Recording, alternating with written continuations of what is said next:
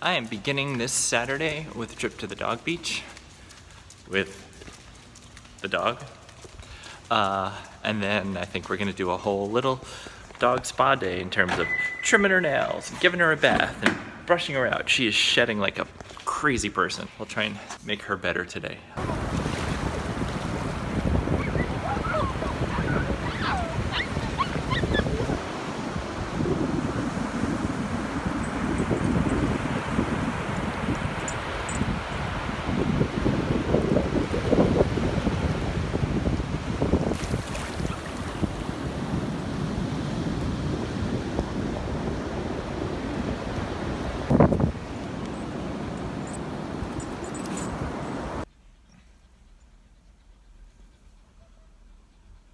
Well, hey, I've been playing a tourist today, out with the dogs.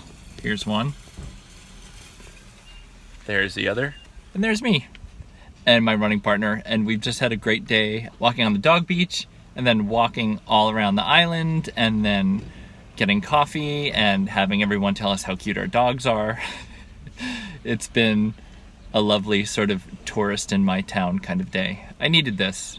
Hanging out with a friend and feeling okay. You know, yesterday was rough. It was a tough, rough day. This was a much better day. I feel good right now. You know, and I will take that. Will it get worse later? Probably. But right now I feel good. I have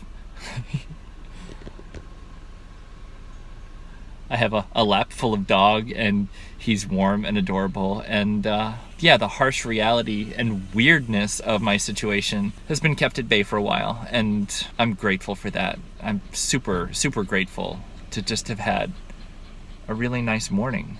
I started the day with a great phone call, and hanging out with a really, really good friend has been marvelous. I don't have a lot more to say on that. I feel lucky right now.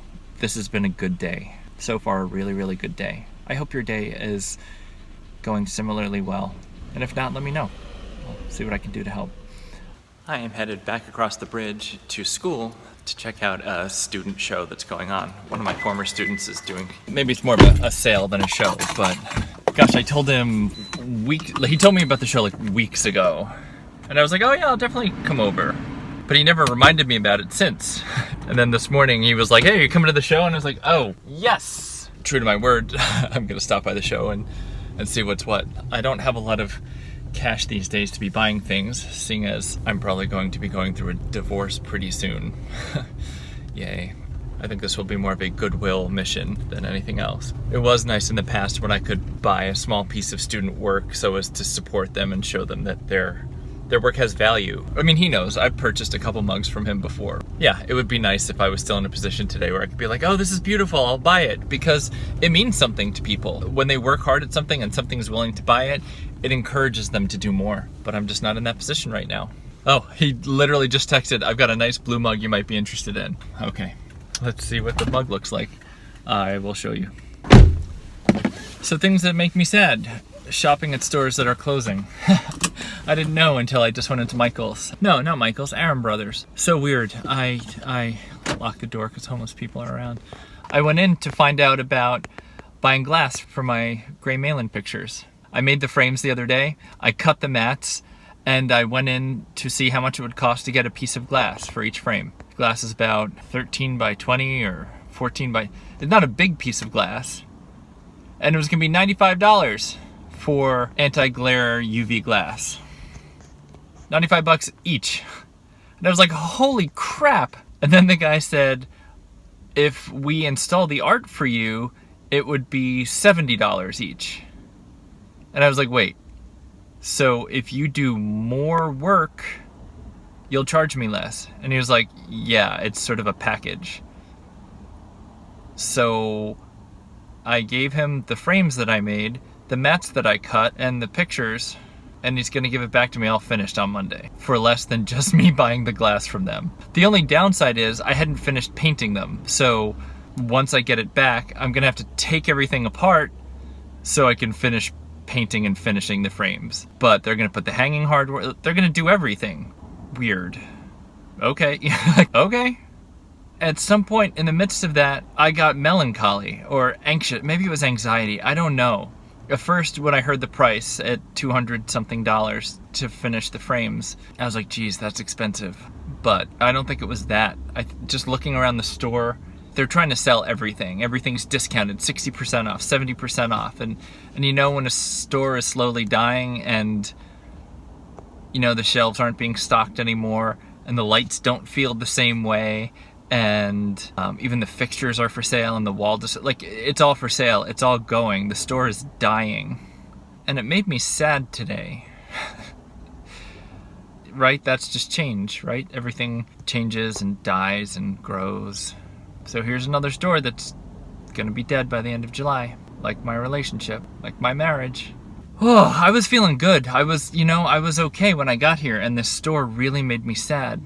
I think I just need to change gears. I need to go home and get involved in something. I need to be done with this damn Lincoln and the Bardo book too, because a book about death and ghosts was a mistake to listen to.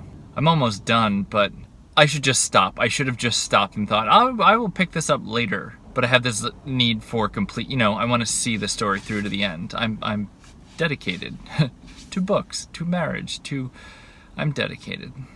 I don't know, I'll see what comes next. I don't have plans tonight, and that frightens me a little. So maybe I'll go out to the movies. I have no idea what movies are out there worth watching. Tomorrow I have a graduation party, and I'm writing. So just have to get through today, and tomorrow has promise, and that's great.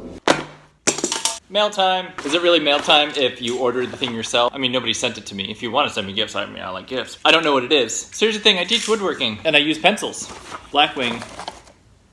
They have a pencil subscription that I signed up for a couple years ago, sort of as a joke to myself. I was like, every quarter I'll get new pencils that are weird. And I really like it, because I don't know what it's going to be. So today, let's see what we got, because I don't know what's coming. But look, they packaged it all super nicely.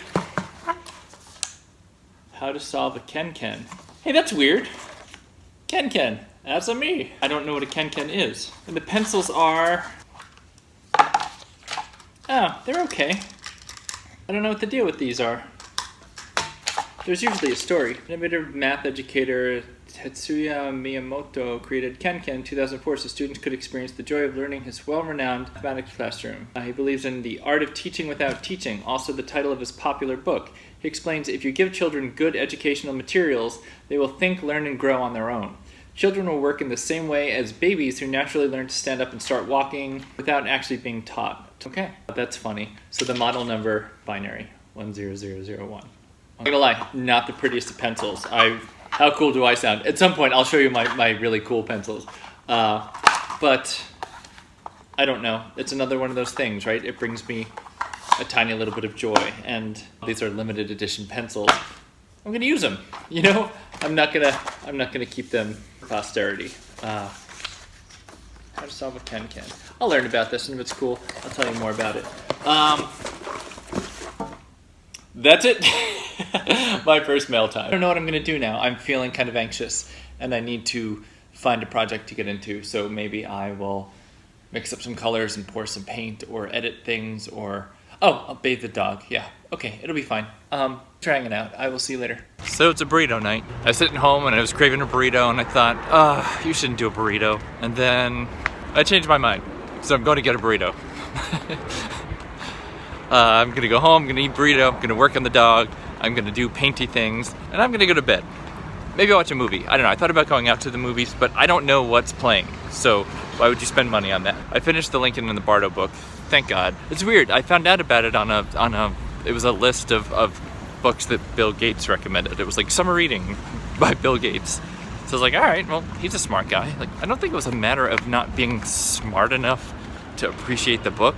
I just didn't like it. Or maybe the fact that I'm in the midst of a breakup, a book about the death of a child and spirits, just not appropriate for where my head's at. So I'm looking for something new that's totally different. And I might try, there's a Neil Gaiman book on Norse mythology that looks interesting, and he reads it, and I always think it's interesting when the author reads their own book because they know exactly what they meant when they wrote the words. So that could be interesting. It's only 6.5 hours long, so I'll get through that pretty quickly. There's a lot of people around, so I might cut this short. I'll see you in a bit. Walk out the door, you see someone that you know, and they ask you how you are, and you just have to say that you're fine when you're not really fine, but you just can't get into it because they would never understand. Look at all those chickens!